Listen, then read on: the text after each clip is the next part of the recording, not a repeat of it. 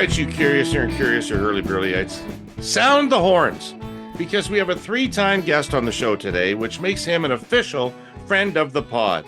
However, pollster, campaign guru, and political strategist Nick Kouvalis isn't just any three-timer to us. Way back in 2017, when we were goddamn nobodies and still trying to figure out this podcast thing, Nick was kind enough to take our call and say, fuck yeah, let's do it.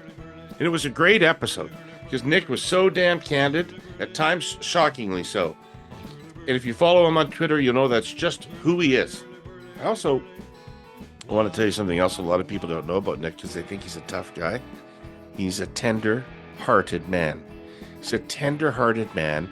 And I know this because the night of the 2018 election, which is one of the true low points of my life, and at a time when people you think are your friends are avoiding you at all costs, Nick Kouvalis called me. He had a lot of things to do that night, a lot of celebrating to do, a lot of people to hang out with, and he took the time to call me because he knew what I was going through, and I never will forget that. Anyway, Nick has been particularly strong on Twitter this week, talking about the week that was in politics. He's been clear he's a Conservative Party and Poilievre supporter. He's also been clear he thinks that Carney's Davos speech was true in every respect and exactly what he wanted to hear from his prime minister. So this takes us to a very interesting place where we can dive into exactly what is affecting the Conservative voting base through this Canada-US prism.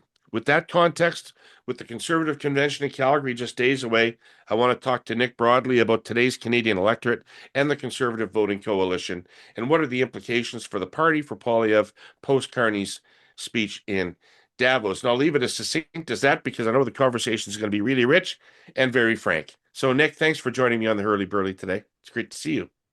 Yeah, great to see you too, and thank you again for having me on the show. And what a week it's been, and people are still taking it in, and you know, I literally just watched this video of the ICE guys in masks shooting that guy after they had already had him on the ground and pepper sprayed, and the situation seemed to be in their favor with other people being separated. So I'm just still processing that. Yeah, crazy. Yeah, they're killing people on the streets. So I really want to do a deep dive on Canada-US, but before that, I want to help our viewers and myself understand where things are at, what the current state of play is. So how do you see the electoral contest right now between the CPC and the Liberals? Yeah, it's fairly even, same as it was in the election, perhaps even in a better spot for the Conservatives. It seems it might even be tighter, right? Or Right. at least it's really close, right? A few votes, a few different ridings can switch the seat count pretty fast. What are you seeing in Ontario about that? Not provincially, but federally. Yeah, the same thing. Like I polled a few days before the last election, and it was 10 points for the Liberals, but it wasn't that on election day. It was 5. But I had it at 15 throughout the campaign. So I saw the closing in the last week down to 10. Right. And then I might have caught, if I had polled the day before, I might have caught, 3 or 2, but I was wrong off by 5. So right now I have it, and it's back up to like 13. So even if I'm wrong by 5, it's still a pretty big gap for the Liberals in Ontario, at least 5 points, if not 10. Right. How important to CPC fortunes in an election is our Poilievre's negatives and his deficit vis-a-vis Carney on best PM? I presume this is something that Conservatives have to consider going forward. And so you could say, and some people argue to me, well, listen, obviously those negatives don't matter because the Conservatives are neck and neck with the Liberals and could easily win if there was an election today. But is that how you see it, or is that leadership advantage something that will ultimately swing voters in the Liberals' direction? I think, like, I want to answer your question, but I think we have to, I'd like to anyway, lay out some things. Yeah, go ahead. As a base. So there is no election. And when Carney brought forward his budget in November, one pundit and then two, and then the whole world was saying, oh, he doesn't care, or that the Conservatives don't like his budget. He's willing to go to an election. And that was the big narrative. But we saw that I was saying that's not true. He has power. He's not going to risk it. It's too close, right? Yeah. Anything can happen. Anything can happen on any given Sunday, right? Or Monday elections in Canada, right? So he's not going to risk it. And what happened, right? The Conservatives were like, yeah, we'll go to an election over this budget. Andrew Scheer hid behind the curtains, right? Like they didn't want an election. And it turns out Carney didn't either, because he was busy making deals to bring people over to his caucus from our caucus. And so I don't think there's an election is my point now. And so that's good, because what needs to happen on the world stage, Carney is specifically built and trained to do. I still support Pierre because I think Pierre will become prime minister one day. I believe that. And I do think he's going to be a great one, because he is specifically built and trained, and his DNA is in such a way to better understand than Carney the dreams, aspirations, hopes of average Canadians, and the obstacles and challenges that are in Canadians' way today, ever more so than maybe when I was 20. For my 20-year-old kids, it's tougher today than it was to get ahead, quote unquote. So that being said, I'm not being critical when I say Pierre can't do what Carney is doing. And, we didn't need Carney if not for Trump and what Trump's doing. And what Trump wants to do to us, and what he threatens to do to us, and what he keeps talking about doing to us is going to do to us. We need Carney. Carney is the guy who can talk to the central bank governor of, you pick a central bank in the world, and convince them to sell U.S. treasuries, and to convince all of them as a group that they need to put pressure on their political leaders to do this. And this is not new, right? Was it Jackson Hole or whatever it was in 2019? Carney was there talking about the future de-dollarization of the world. He was talking about the multipolar world. Most people in Canada and in the media do not pick up every time he talks, when he was in China, when he was in Qatar, just a week or two ago. Every time he talks about global payment systems and cross-border trade, this man understands these things better than anybody, or better than 0.1% of the 1%. And so we need him to do what he's doing. I am so happy, excited that he is standing up, and it looks to me like he is organizing people around the world to work together and combine their small little economies together to be able to at least threaten to push back. And I believe this is how he's negotiating out in the open. This is all part of the free trade deal that we have to negotiate at some point with Trump. And I think Trump was going to threaten beyond shaking his finger. I think he was going to threaten the big tariffs again. I think he would do it in October, right before his primaries, and try to, squeeze any juice out of that lemon he could to get him over the top in those midterms that are coming up. Right. And I think he's taken Carney's bait this week, and he's come out and done it early. And now I think we should double down and dare him to add $500 billion of taxes to the U.S. consumer. Right. Going into his prime. He'll blink. The guy's so full of shit. Every time Taco Trump, he backs down. Every time.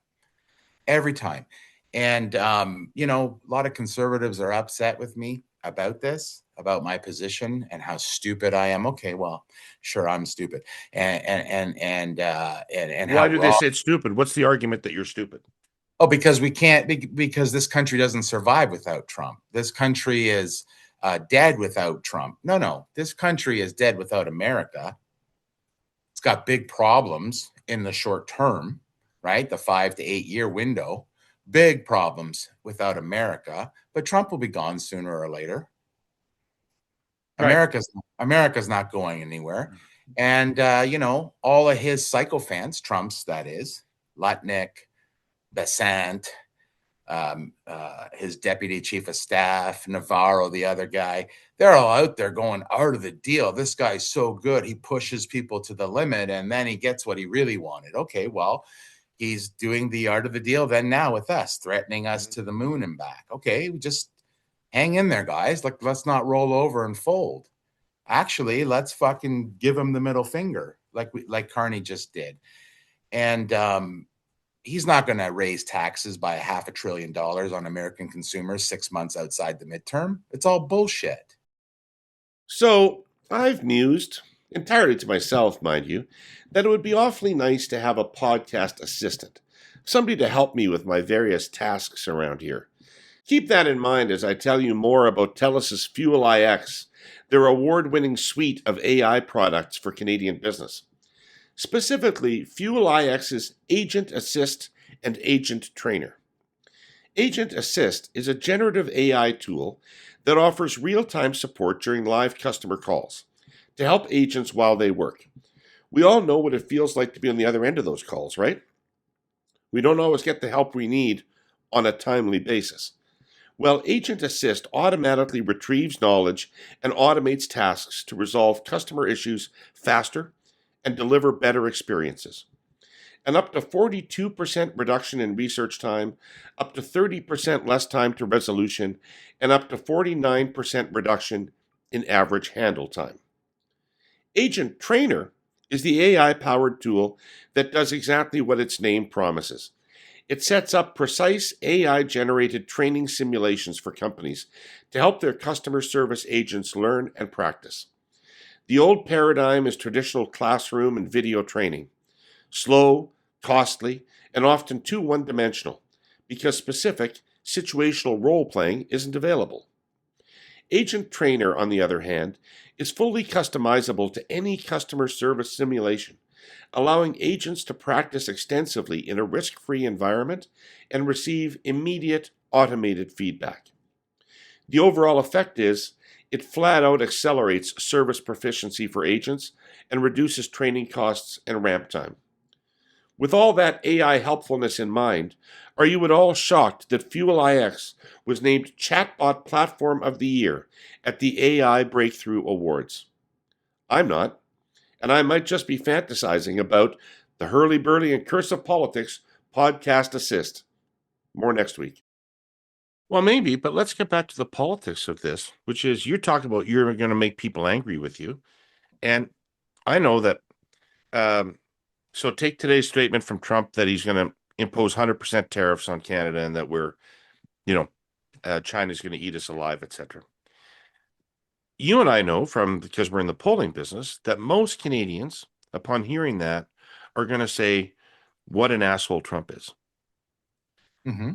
But I've had my email and message box filled today from conservatives saying to me, oh, you and your fancy speech in Davos, now look what you've done. Why did you go and antagonize Donald Trump? Mm-hmm. Right? Well, this is part of the political problem, and you've been pointing this out on social media to conservatives, is that if that's their starting position, they're not going to get anywhere with people. Yeah, but okay. So the Conservative Party, let's say it's polling 4 out of 10 people in Canada want to vote for it. Okay. Right. And let's say, like, even in our worst elections, we get about 30% of the vote. So right. Our base is 30. Yeah. So 1/3 of our base and 1/4 of all of the people that would vote for us are these types of conservatives that are, pro-Trump, MAGA, right? And I feel for Pierre having to deal with that because half of the delegates at the convention are going to be those folks in a week's time. I think that vote will be done and counted by this time next week. Right. And so I feel for Pierre, he has to deal with those. But if Pierre continues to turn inward to those people like he did with the Maduro Trump the praise for Trump by taking out Maduro, he's going to end up losing people like me. That's hard to do. Because I think fucking Carney is terrible. Terrible. He's great and perfect for what we need him to do right now. Right. and I respect his training, his IQ capacity, all of his accomplishments, right? All of those things. And I'm rooting for him to do well on the world stage and do what he's got to do. Right. But that fucking guy doesn't have my interests at heart. That guy doesn't give a shit about what my kids do with their futures. That guy can't fix problems without creating more bureaucracy and taxing the hell out of us to do so and be just as ineffective as Trudeau.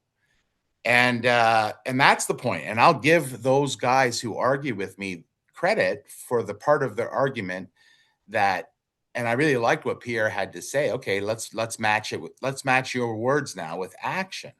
Where are the ports? Where are the mines? What is the process? Why does it take so long? What are you going to do to speed it up?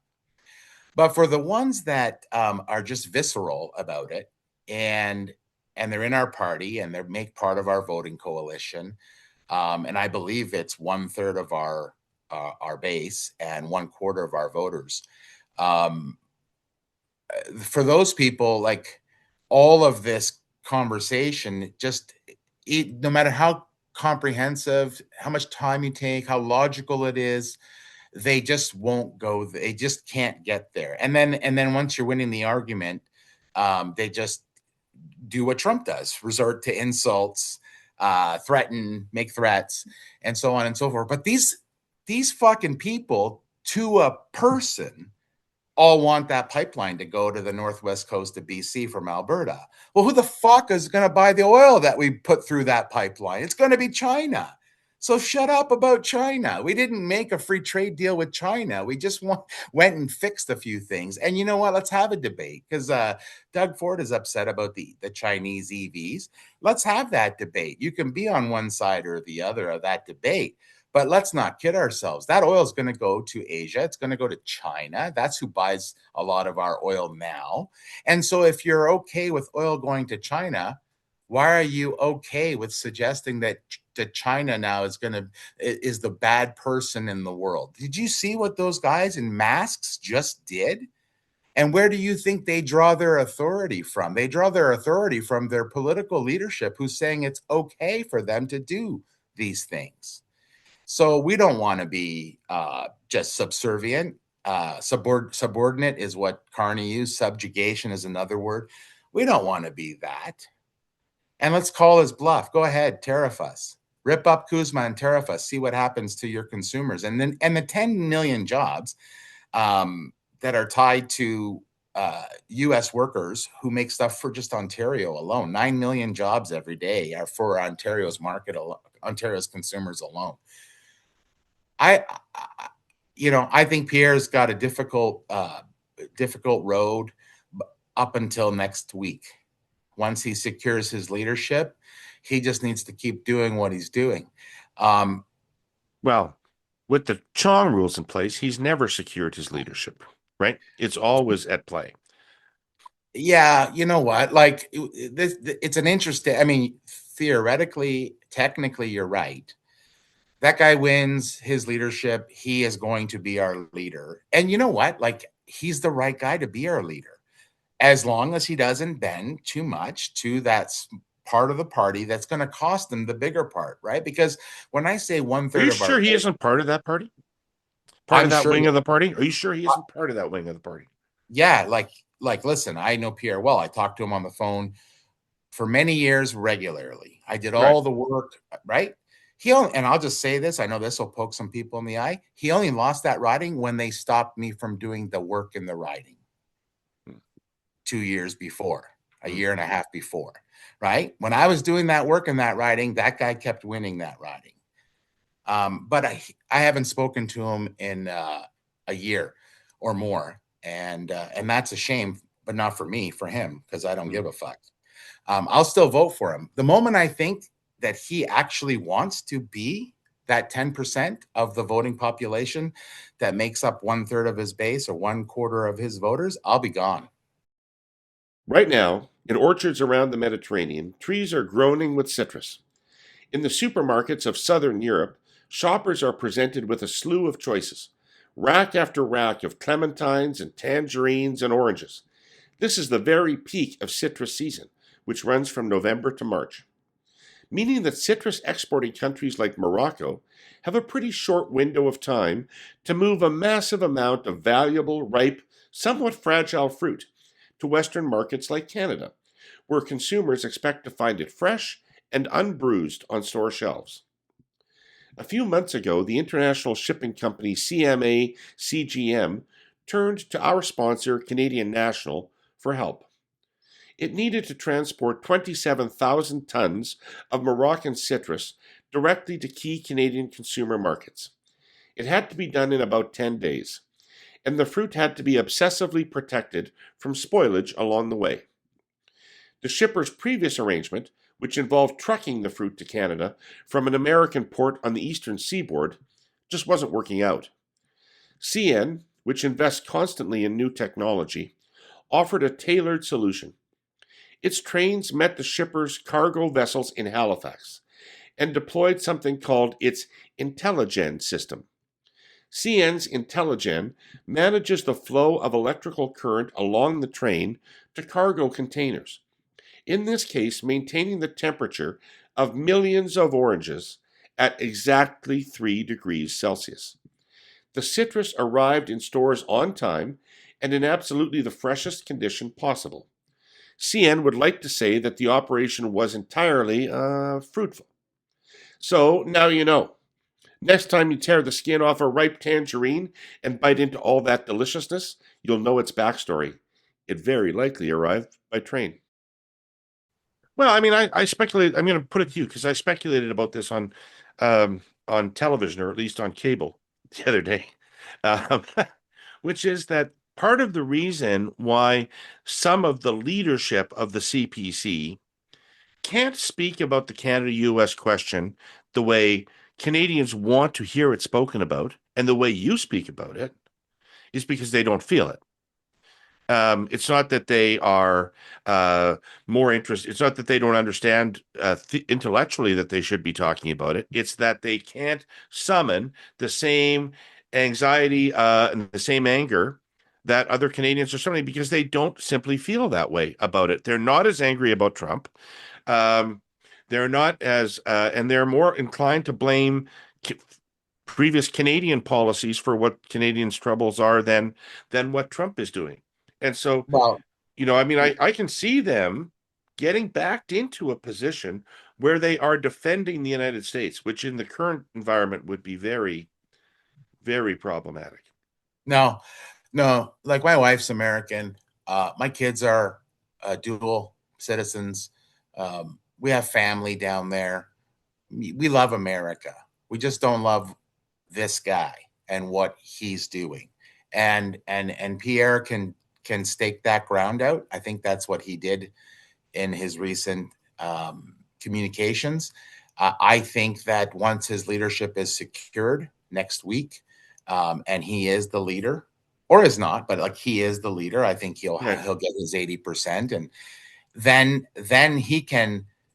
Those people are people who are suffering. Those people are people who are rightfully angry. Those people in our party who are more pro-Trump than not have grievances, and we can speak to those grievances. And yeah, Trudeau has a lot to do with that, right? But okay, so does Stephen Harper.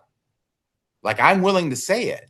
I think Stephen Harper was a great prime minister, but too much immigration. Even then, in my view, where is the pipeline that we want to blame Trudeau for? Right? So Stephen Harper did go around the world trying to make new trade agreements. Didn't go fast enough. I bet you he would say he would have worked harder and faster, knowing what he knows today. And frankly, I think I just saw a clip of him the other day saying today he would give advice that would be very different than the advice he would have gave a year or two ago on how to deal with Trump. So, and what Canada should be doing. And so that we have this guy in our party who I think, 90% of our base loves. 27 out of 30 people in our party love this guy. I'm one of the 3 who don't love him, but I respect what he did. He was awesome in so many ways, but he made mistakes too. And we can't have that debate. People get upset when conservatives debate conservatives. It's stupid. It's stupid. And so if Pierre bends too much to that wing of the party, he will lose because if 1/3 is of the base is them, well, 2/3 is not. I am not that base. And people would have said I'm the most Trumpy of the Trump part of our party, right? And I am in many ways. And I'm sympathetic to Trump in that 2020 election. Right? There were a lot of shenanigans, right? I'm sympathetic to some of those things. But by God, to suggest that we didn't go to war, we didn't go fight for their war, we didn't come to their defense, we're just going to bully everybody, even our neighbors. Like, he literally sits on TV and talks about the line, our border, and says somebody made it with a ruler one day, and like openly questions changing that border, putting that thought out there. Right. They think their shit doesn't stink. It does. The whole world is tired of it. And Chinese economy is just about as big as theirs. And the middle powers together, Europe, Canada, UK, all together, we are pretty big economy too. And we can fight back. And the dollar is tanking at the moment. It tanked when he was president the first time. That devaluation will continue because they have to refinance their debt. He'll get his way with putting in his person at the Fed. They will drop rates to 1% so they can refinance. They'll print $1 trillion. They'll devalue everything. That's what he's going to do. Meanwhile, for not just for 2 years now or a year, but for 10 years, China's been amassing gold. India's been amassing gold. A whole bunch of countries have been amassing gold. Not Canada, though, because we put a in as prime minister. But that's what they've been doing for 10 years. And so Carney's been watching and talking about it for just as long. So he's the right person for that fight for us right now. I support him 100%. But I think he's terrible on the domestic stuff. And I think Pierre will be so much better. And let Carney do what he's good at for now. And when we have that election in 2 or 3 years or 4, Pierre could have a great shot at winning, and Trump may be gone by then. Bruce Power is Canadian at its core, investing 95% of its budget right here in Canada. That means stronger communities, more local jobs, and a future built on clean energy. Bruce Power's proposed expansion, the Bruce C project, is about more than adding clean megawatts. It's about keeping energy affordable, powering homes, and producing cancer-fighting medical isotopes. Bruce Power is shaping a future we can all believe in. Discover more at brucepower.com. Okay, so help us, because you spent so much time understanding the Ontario voter. Tell us how Ontarians, we tend to talk about the last election and the current political polarization as between those people that are really focused on the Canada-US situation, generally more comfortable people, older people, maybe more affluent people, and then people that are more concerned about affordability issues, and they tend to be younger people or middle-aged people and maybe somewhat less prosperous in their lives. But surely there aren't airtight compartments. Surely most people are both of those things. Surely most people are concerned both about affordability and about the Canada-US relationship. So how do those things, what's the interplay between those two things as people decide who to vote for?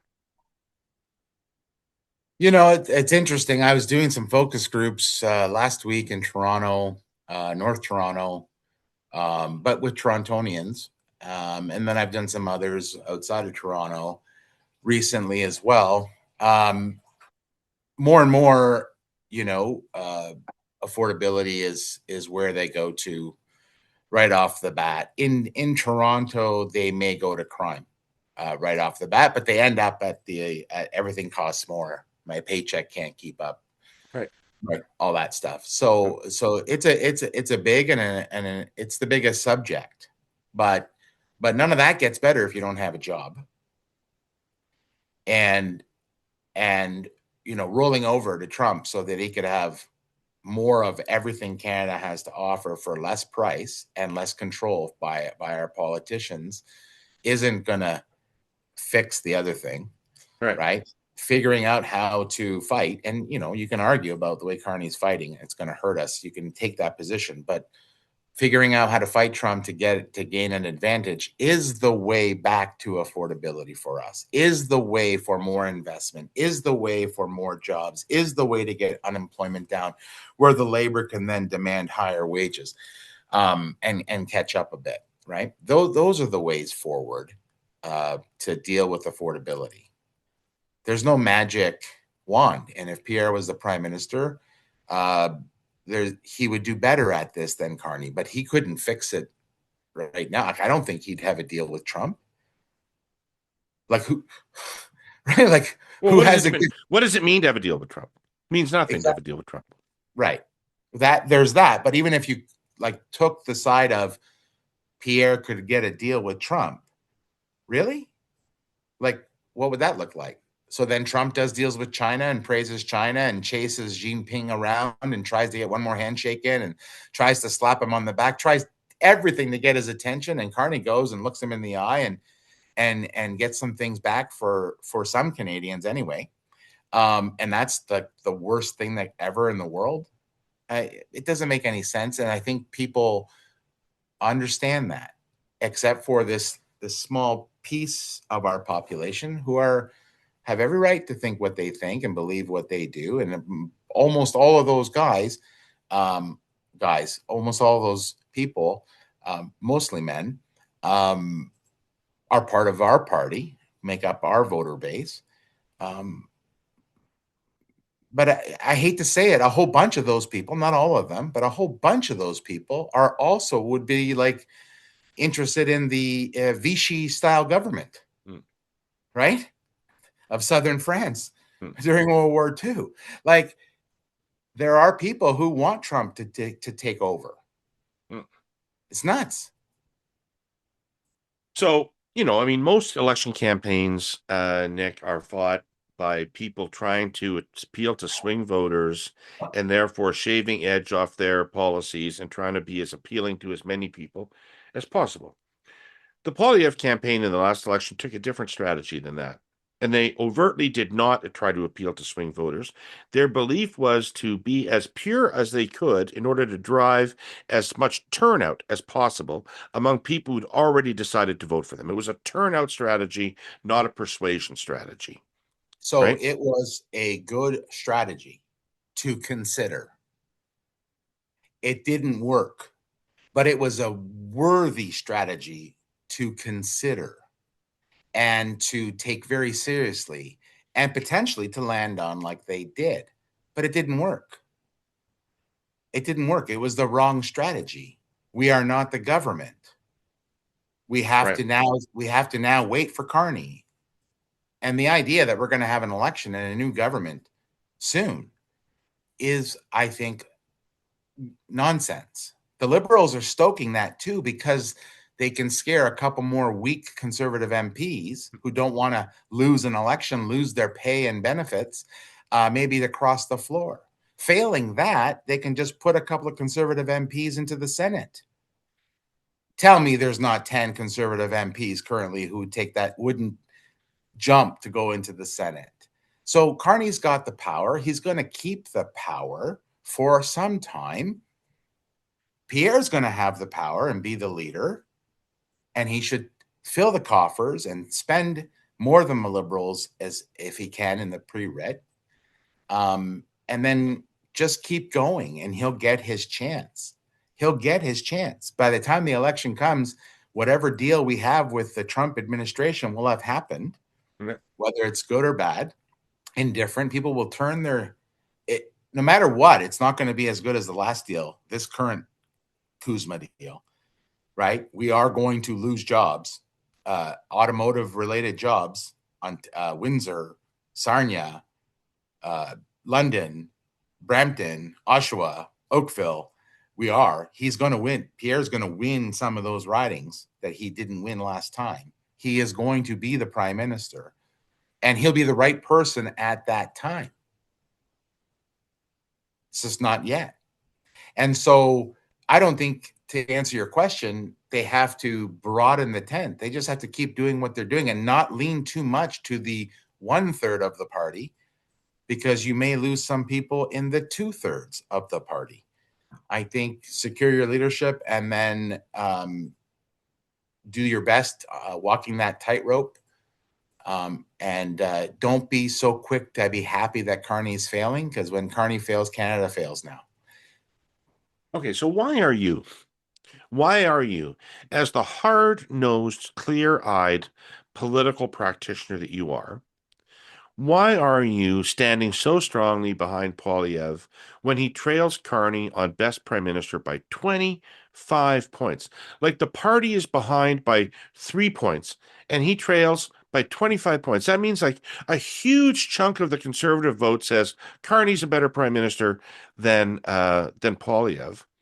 Um, like, I can't really imagine why. Well, give me the argument for Poilievre in that circumstance. Well, I've given you some of the argument, so I don't need to go back. I'll just highlight it, the high level.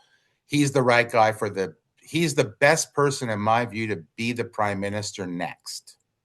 And by next, I mean like in 2 or 3 or 4 years. I really think, I don't think there's going to be someone that will be better than him at that time. Okay. That's one reason. The negatives don't really matter. I don't think it really matters. First of all, I'm a pollster and I question polling results. Like, I started off today saying I got the election wrong by 5 points, at least, right? Things were sliding though in that last week. There's evidence of that.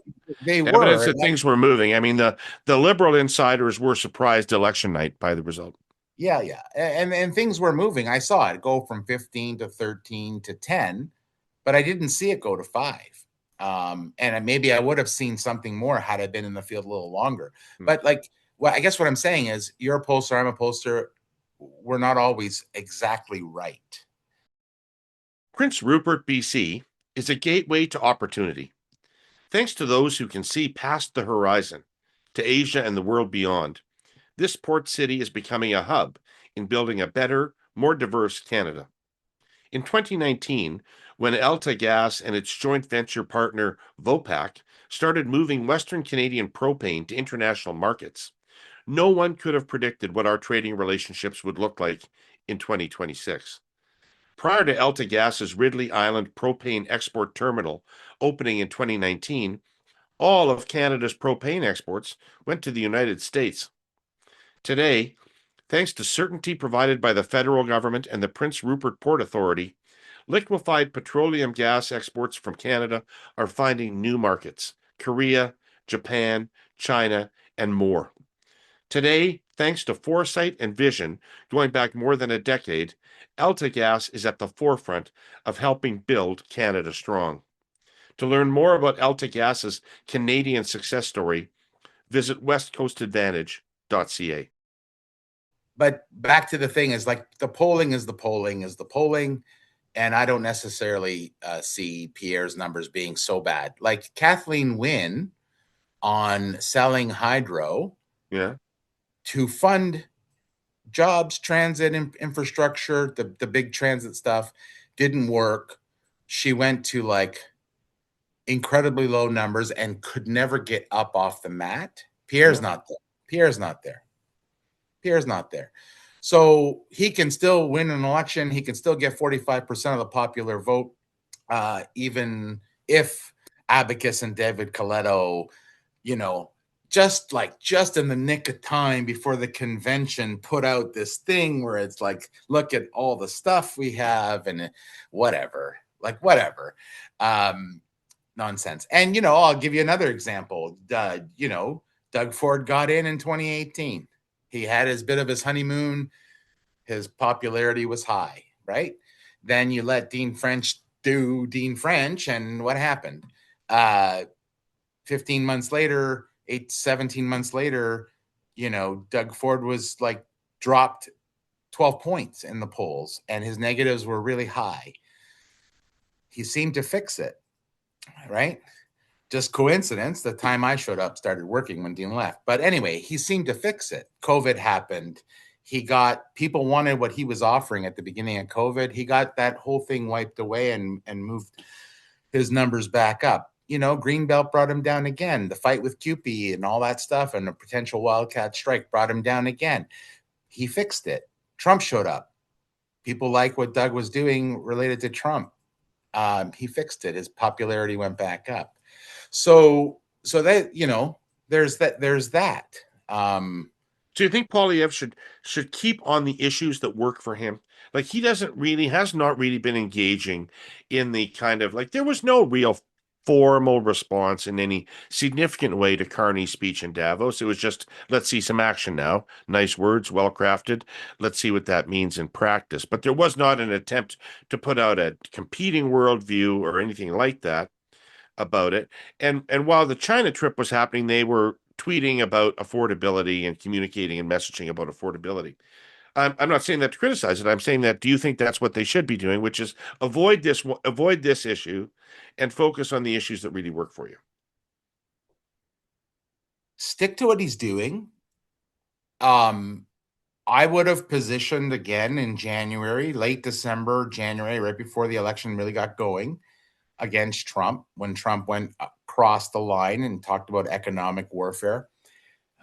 He would have won the election had he done so, in my view. And I communicated that view multiple times.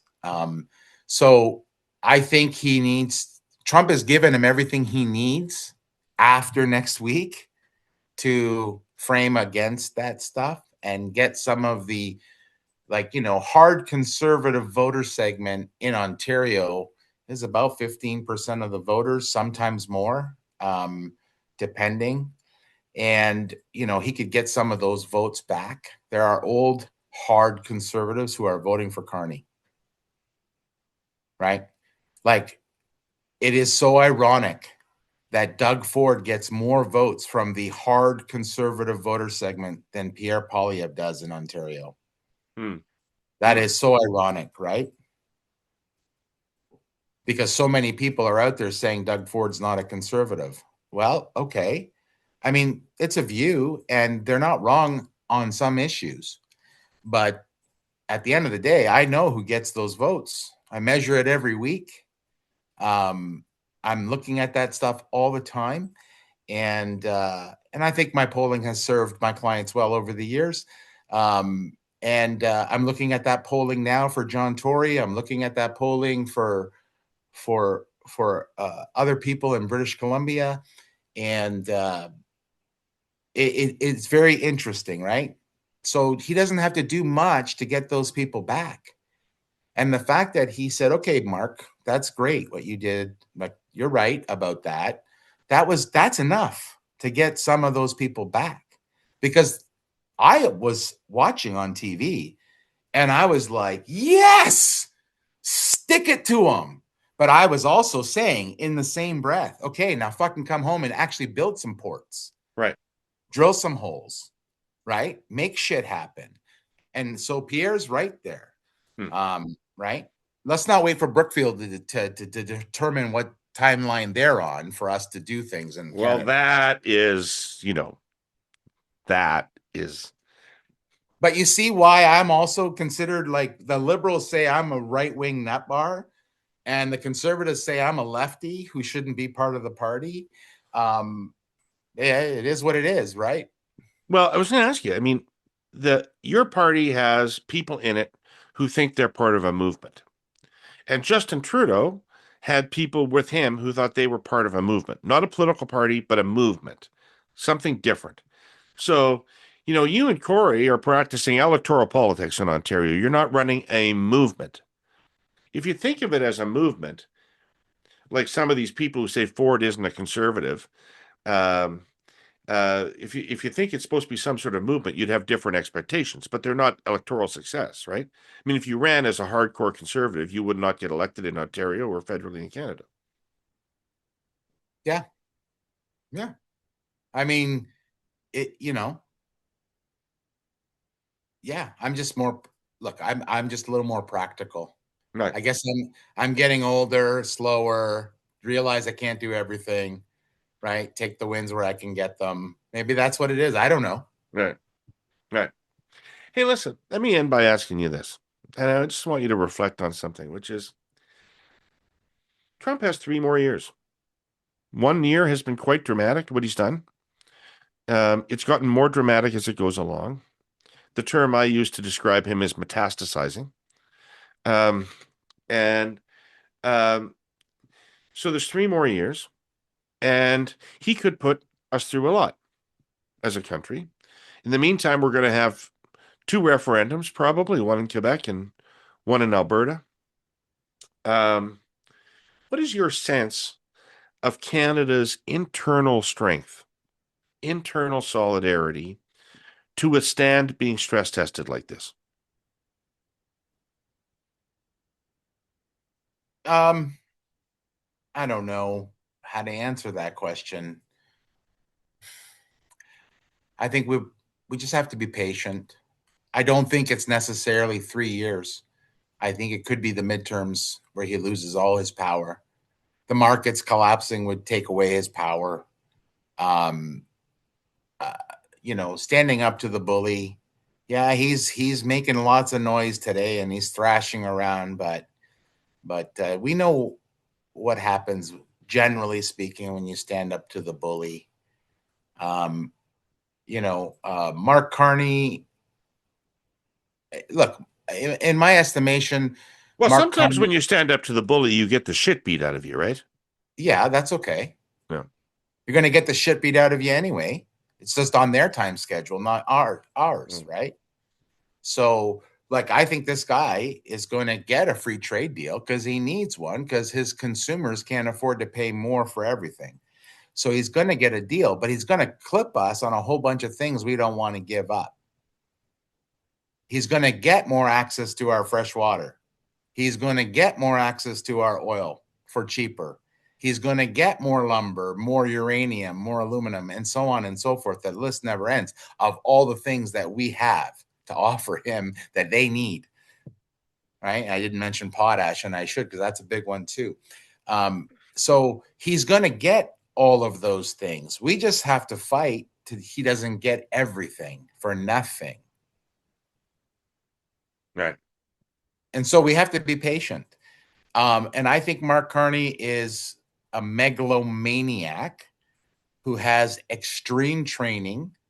He's like an Olympic athlete who's been training for 12 years um, in the banking and finance and all that global stuff. But he was putting all of those skills and his brain power towards the fight on climate change. Thank God now he's got something bigger to chase down and become even more important to the world because now he'll just like kind of go there. And at least that benefits Canadians more, in my view. And he is extremely skilled, talented, thoughtful. They're not dummies. His team are not dummies, and and we need a guy like that right now to fight back a little bit with this stuff. We already see a bunch of U.S. Treasuries being sold off. Right, we already know that Saudi Arabia no longer sells oil in U.S. dollars only. Right, we know China is building vaults in many countries and stuffing gold in those vaults and saying to those countries, trade with our yuan, use our currency, and whenever you have any surplus, you can trade it in for the gold that we store in your country, in the vault in your country. We know that stuff is happening, and we can accelerate that a little bit, and that will put the fear of God into those guys around Trump to get him to back down again, just like he did, right? It's you know it. Well, he's We just have backed to. down on a few things, but there's a more he's done. I mean, we were talking whether it's in his own country or internationally. I mean, something like what's happening in Minneapolis, you would not have predicted a couple of years ago was even a possibility. Yeah, no, I'm shocked. I mean, it's very Gestapo like. It's scary. I get it. Like, I actually get what they have to do, but like they just go too far. It just goes too far, right? It's just too much. And they these, their social license from their leadership. Well, because the leadership is morally vacuous. The leadership, there's no moral content to the leadership at all. Yeah. Yeah. It's concerning. It's concerning. No. Yeah. All right. Well, that all the the people out there that like Trump will be already mad at this, but there's more people who don't. So, Well, yeah, no, they'll be mad. I'll get lots of noise, threats, mm, anger towards me, right? But at the end of the day, like whatever, right? I like, people are like, oh, well, wh- why is Nick working on a BC conservative leadership campaign? why are Uh, you? well, because I'm a Canadian fucking citizen and I have my papers. Do you carry them with you though at all Yeah. times? Yeah. And nobody says anything when Brian Topp is out in fucking BC. Come on, the NDP only have like 3 or 4 people. They have to cycle them around everywhere. Right. So I get a chance to work with a guy like Don Guy on a BC Liberal campaign. I'm going to take that chance. I want to learn how we'll work together on that one, but I'm going to learn how those guys operate. It's going to help me help my clients here better later. But like people are like, why is he working on that campaign? And or look at what Kouvalis is saying. It's my favorite about Carney, and he's so close to Doug Ford. The last time I spoke to Doug Ford, more than a one-line text or a 5-second conversation, was when he called me on my birthday in July. Right? In July. So Mm. everyone comes at this from different angles and they blame Corey or me or they blame Doug Ford or all kinds of just it's crazy how some people who are so pro-Trump like bend everything around them. The whole universe gets bent to support their thinking about Trump. Has Trump done some good things? Yes. Has he done some bad things? Yes. Has he done a lot of really mean, nasty things that there was no need for? Absolutely. Absolutely. Would he defend us? No. He said he was going to end the war in Russia in 24 hours. Nothing. Hmm. He's like on a good day helping Putin or on a bad day helping Putin. Right? He talks about China and some deal we made with Canada for some EVs and tariff related issues. He was there. He was in Asia chasing this guy around, Yeah. like literally trying to pat him on the back and get in the car with him. He can go to China and make deals and we can't. But this is We the world Carney was describing, in which they just arbitrarily say one set of rules for us, another set of rules for you. And, that Lutnick guy was at the Eurasia conference. He could not have been more blunt. It's a zero-sum world. We're going to be richer. Therefore, you're going to be poorer. We're going to make sure that happens. Right? and you're gonna have to like it, and you're gonna have to praise us nonstop, Correct. So this right? is what Carney's speech was about, is this is a bullshit way to live, and you can't live that way. And so a bunch of the rest of us have to get together so that we can offset that kind of Yeah, power. yeah, yeah. And Carney was part of that group of elites in the world that were totally fine with the system, right? That he now speaks against. He was like an architect of it, a builder of that system, a proponent of that system. And so I'm glad Well, that as now, long as the United States played its part, Nick, it was. I mean, listen, you and I yeah, have grown up under the most fortunate circumstances possible. but terrible things happened and everyone looked the other way, as Carney pointed out. But he Yep. was one of the people saying, "Look over here." While this was going, he was one of those people. So that's why I don't trust the guy. But I'll use him right now. He's got the mojo. He's got the words. He's got the respect of those key decision makers in the world that can put enough pressure on the U.S. where the U.S. backs off a bit and we get a better deal here. Right. Otherwise, we're in big trouble, right? We're in huge trouble. Feels like we are in big trouble. Yeah. Yeah. Yeah. And potentially we are, but we already were. This guy's talking about our border not being real. It's just someone drew a line and he threatened to use. That's why I was asking you about what you think we can stand up to before we become Austria and just say, oh, fuck it, come on in. Oh, well, with me, there's no, like, my kids are Americans. They can make their choice if they want, but I'll be fighting till I die. Right? All right. Like, I'm not giving them 1 inch. Excellent. No way. I'll bring you coffee on the front line, okay? Yeah. Well, we won't be in the front. We'll do like the Russians. We'll just go towards the cold and let them follow us. Excellent. Brother, speaking of cold, it's 1,000,000 below outside. Thanks for taking the time to talk to me today. Thanks for having me. I don't know what to think about what this 1 hour is going to mean in the next days and weeks, because I know a lot of people are going to be upset, but whatever. I think it was a good conversation. It's true. We're all feeling these feelings to one extent or another. And thanks for doing what you do. And it's a good service for Canadians. Thank you, brother. It's really nice of you to say. All right. I'd like to thank our sponsors for making this content available to all of you Herle Burly-ites out there who watched or listened. And thank you for tuning in. Come back next week. We'll have more for you. In the meantime, take care of yourselves. It's a rough world out there.